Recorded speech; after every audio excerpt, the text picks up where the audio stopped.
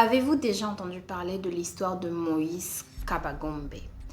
C'est un jeune homme de 24 ans qui a traversé des océans depuis la République démocratique du Congo, ancien Kinshasa, enfin ancien Zaïre, rêvant comme tant d'autres d'une vie meilleure au Brésil.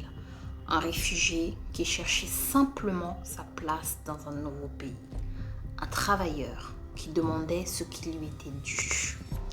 Bonjour à tous et bienvenue sur ma chaîne. Pour ceux qui ne me connaissent pas, je suis Tracy et je suis ravie de vous retrouver aujourd'hui pour cette nouvelle histoire.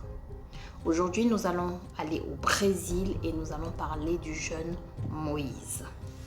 Nous sommes le 24 janvier 2022 et tout s'est effondré. Pour 200 reis, à peine 30 euros, Moïse a perdu la vie dans un acte de violence qui a secoué toute la nation. Rio de Janeiro, 2022. Moïse n'était pas différent des milliers d'autres réfugiés. Arrivé au Brésil avec sa famille, il travaillait dans un kiosque de plage à Barra de Tijuca, l'une des plages les plus fréquentées de Rio. Un emploi précaire, certes, mais essentiel pour lui pour subvenir aux besoins des siens. Ce jour-là, Moïse se rend donc au kiosque Tropicalia. Sa démarche est simple, légitime. Il veut réclamer 2 jours de salaire impayé, 200 reis. Une somme dérisoire pour certains, mais vitale pour lui. Ce qui aurait dû être une simple conversation professionnelle va très rapidement dégénérer. Une dispute éclate et le pire arrive. Pendant 15 longues minutes, imaginez-vous, 15 minutes, qui sont capturées en plus par des caméras de vidéosurveillance, 5 hommes vont s'acharner sur Moïse. Armés de bâtons, ils le frappent sans relâche. Les coups s'intensifient. Et lorsqu'ils en finissent avec lui, ils l'abandonnent finalement derrière le kiosque, sur la plage paradisiaque, et il est déjà trop tard. Malheureusement, Moïse ne survivra pas à ce lynchage criminel. Un crime qui va transcender les frontières. L'indignation est immédiate. De Rio à Kinshasa, des milliers de voix s'élèvent unies par un même hashtag, Justicia por Moïse. Des manifestations éclatent aux 4 coins du Brésil. Sur les réseaux sociaux, les images de Moïse deviennent un symbole du combat contre l'injustice. Face à la pression internationale, les autorités brésiliennes se sentent contraintes finalement d'agir. Plusieurs suspects sont rapidement identifiés et arrêtés grâce aux images d'ailleurs de vidéosurveillance dont je parlais tout à l'heure. Mais au-delà des individus impliqués, c'est tout un système qui finalement est remis en question. Les racines profondes de la violence. Ce drame dévoile une réalité qui est brutale.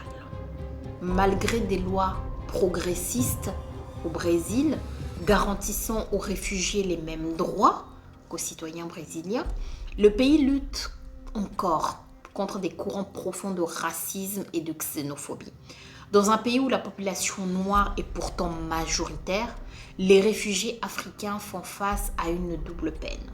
D'abord la précarité économique, mais également la discrimination raciale. Beaucoup, comme Moïse, survivent de petits boulots. Souvent, ils sont exploités, maltraités, mais ils continuent à travailler et réclament simplement leur dû. Le meurtre sanglant de Moïse n'est pas du tout un incident isolé. C'est juste le reflet d'une fracture sociale. C'est un héritage qui est en construction.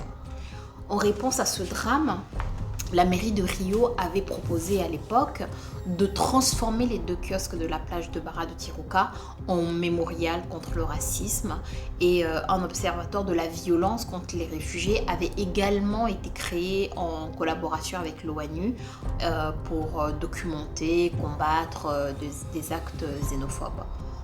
Aujourd'hui, je ne saurais même pas vous dire si finalement ces propositions avaient été suivies jusqu'au bout.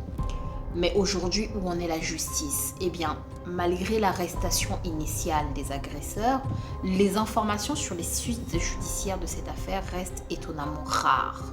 Les poursuites engagées ont-elles abouti? Les responsables ont-ils été condamnés à la mesure de leurs crimes? Si vous disposez d'informations récentes sur cette affaire, n'hésitez surtout pas à les partager en commentaire. Parce que l'histoire de Moïse Kabagombe nous rappelle que derrière les statistiques, les faits divers dont nous parlons sur cette chaîne, se cachent des personnes, des vies humaines, des rêves brisés, des familles endeuillées. Elle nous montre aussi que le combat pour la justice et l'égalité est très loin d'être terminé. Que pensez-vous de cette affaire? Ce type de drame pourrait-il, selon vous, se reproduire ailleurs? La justice a-t-elle été rendue?